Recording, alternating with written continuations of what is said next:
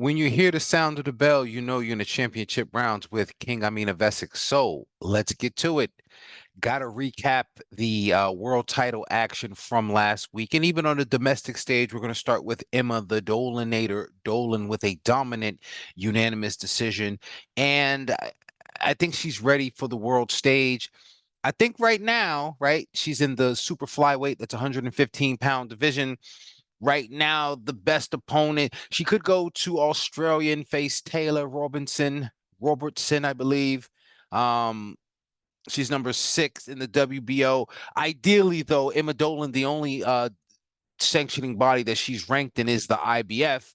And Angelina Lukas out of, I believe, Kazakhstan seems like the way to go. She is the number 1 ranked IBF opponent. So, yeah, maybe that will materialize en route to an IBF title bout against who's sitting pretty. I believe it's Irma Garcia. I could be wrong. But um IBF may be the route to go for Dolan. So we'll see what turns out. Also, there could be a slight she could go with Melis Gangloff, known to do business in the UK, former opponent of both Leanna Cruz and a former opponent of Ebony Bridges. So Melis Gangloff is number 12 in the WBC. But Lynn Sandstrom is a good opponent at 115. Number 2 in the WBA. Leanna Cruz, also number 3 in the WBA.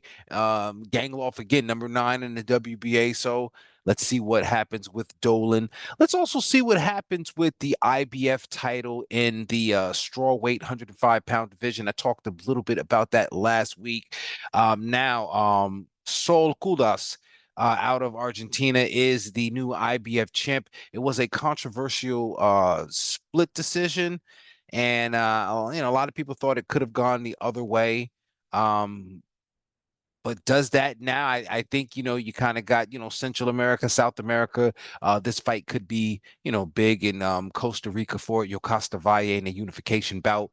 And again, heading towards that undisputed route should she decide to stay at 105. We know she just recently had a bout at flyweight, but yeah, shout out to Sol Cudos, all right.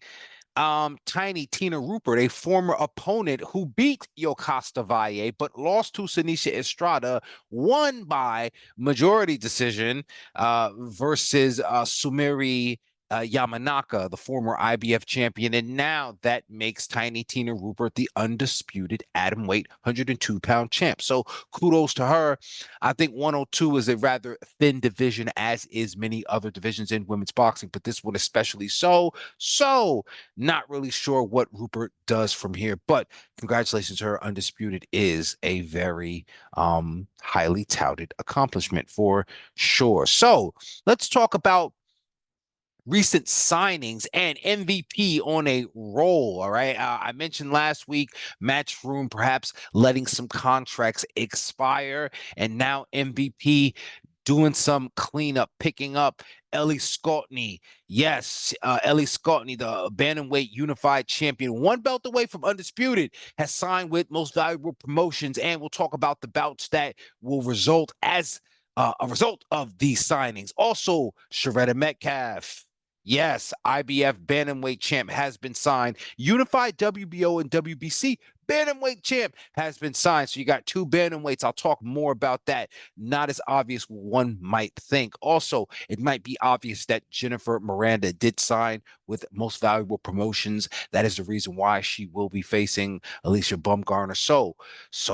What other signings we got? Elizabeth Oshoba. I talked about her, the Nigerian phenom. 9 wins, undefeated, 5 of those by KO. She also signed with Most Valuable Promotions. All right. Um, some people might think that, um, I think maybe some people, Fran Hennessy, MVP needs to take a look at Fran Hennessy, 122 pounds, right? Need to take a look at her, get her in there against Micaiah Krebs. Also, Chantel Cameron was in New York. So maybe we'll see some announcement. Maybe Chantel Cameron. I told y'all, right? Now, see, maybe they was listening to me. Maybe they heard that Alicia Bumgarner bout was basura, and they said, all right, if we're gonna do anything, we got to put Bumgarner in it versus Cameron so we could make that the logical winner, right? So maybe they're listening to, of course, why wouldn't you listen to the warden of women's boxing, right? Icy White. Y'all know it. You'll see it. You'll see it. You see it. Also, do you see that these signings, let's talk about the results of these signings, has brought us to the logical conclusion. Let's talk about finally Dina Thorslund and Shurretta Metcalf, right? That was speculated to have been offered to Metcalf on short notice, yada, yada, yada. Now here we are. A lot of people very high on Thorslund, and rightfully so. Kind of reminds you of a miniature Lauren Price in some ways, you know, known to pack a punch, high volume, hand speed kind of thing. But definitely vulnerable, and Metcalf is definitely I think the taller fighter, got the jab stronger than one would think, and adding some tools to her game. Speaking of tools to her game, she signed with, I believe, the Jackie Cullen, world famous advisor. So yeah, Metcalf and Thorslund, this bout is finally going to go down. Now, what may not be so obvious to you, and it doesn't have to happen right away, but don't forget, Krystal Rosado is sitting on Matchroom, excuse me, she's sitting on in Most Valuable Promotions. She's a bantamweight. Easily go up to 122 whenever she feels like it. So you got 122 all in the building, and I'll get to that in a moment, right? And you got bantamweight right there, should Rosado you know, feel froggy sooner than later. But let's talk about it. I talked about bantamweight, and I talked about Ellie Scotney, unified, one belt away, and the only one that's keeping the belt away from her is Yamileth Mercado. That bout has been signed.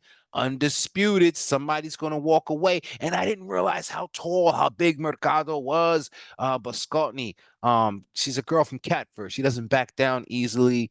And that bout's going to be exciting. This entire card will be exciting again, save for the Bumgarner bout was a little shaky, right? Because I'm if this, in a perfect world, the main event would have been Taylor Cameron 3, Amanda Serrano versus Jennifer Miranda, and then Bumgarner versus Caroline Dubois, or somebody else at 130. Again, Peggy Whitmore may be a stretch because she lacks the notoriety, but she certainly does not lack the skill for the division. So, and what's Leila Baudon? You could have put Leila Baudon from Canada, right? Bedouin. I don't know. I mean, say she know, and y'all know I know her name, but I'm saying that kind of fight, right? But what we got is what we got. The Ellie Scotney, Yamileth Mercado bout is amazing. Metcalf, Thorslund bout, amazing. You got Tam Tabolt versus Mary Casamassa. Both of these gals are prospects, but Tabolt coming in as the puncher and with the pedigree.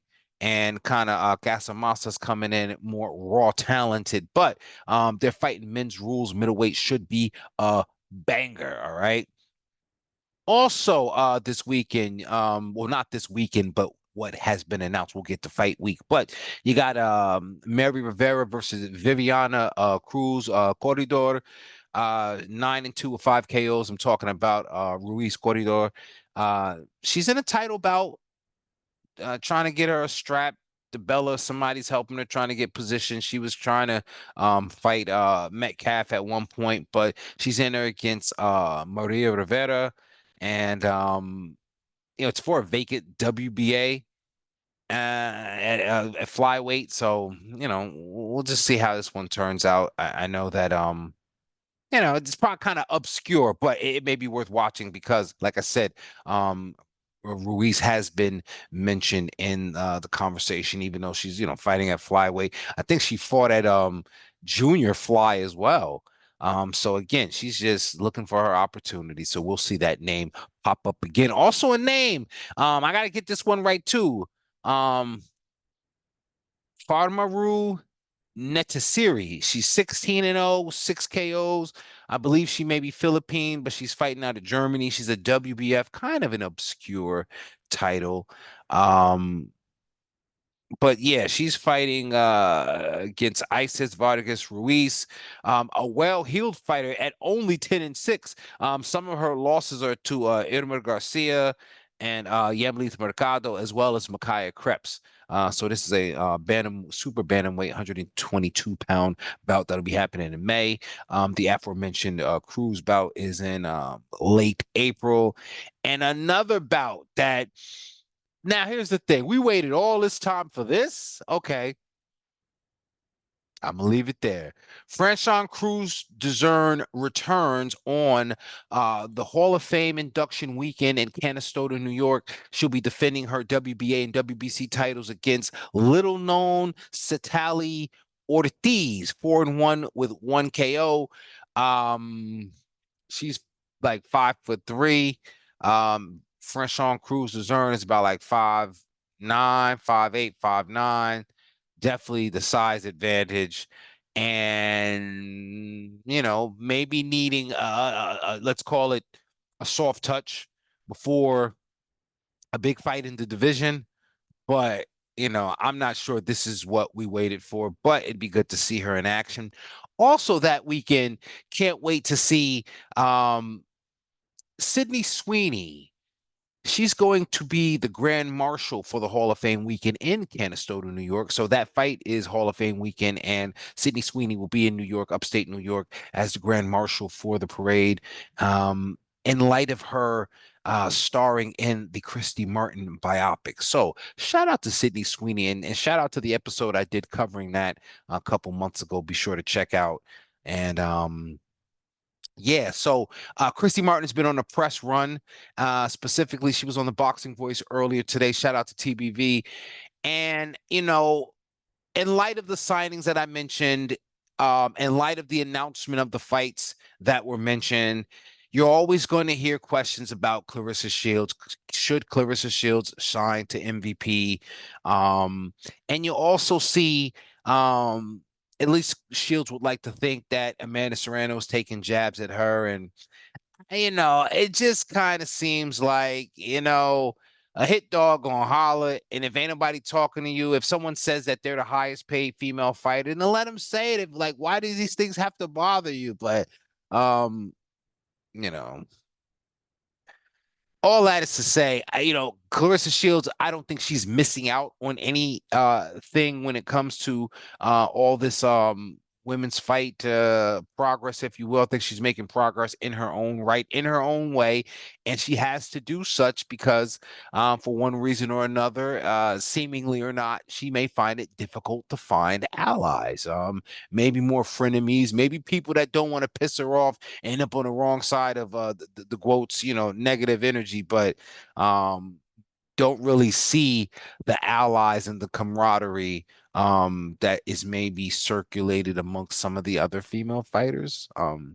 So you take that for what it's worth, and you just look and say, hey, women's boxing is still growing, and there's still space for everybody to do their thing. All right. Right now, let's get to fight week. Mary Spencer, WBA super welterweight division champion. And let's be truthful, she had the two back-to-back losses to Femke Hermans. And then I think she scraped by with a win, and then they robbed Naomi Manez, I believe. Was it Manez?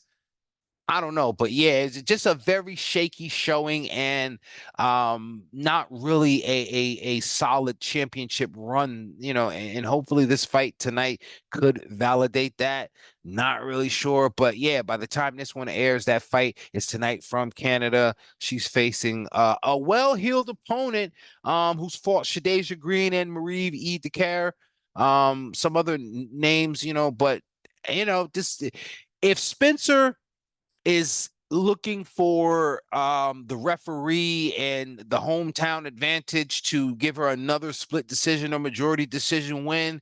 Like, I believe this is the kind of opponent that can upset the apple cart. I don't want to see anybody lose. I'm not looking for anybody to lose, but I sure as hell know that Spencer hasn't looked very good winning as of late. even though she's won. Doesn't look very good doing so. So maybe this will be a coming out party. The power thing is like nobody's scared of the power no more. So people were willing to come in there and outbox you and take the punches because you either gas or maybe the punches don't hit as hard as they used to do. I don't know. So go figure. Also, this weekend, not tonight, but I believe this is on Saturday from Australia.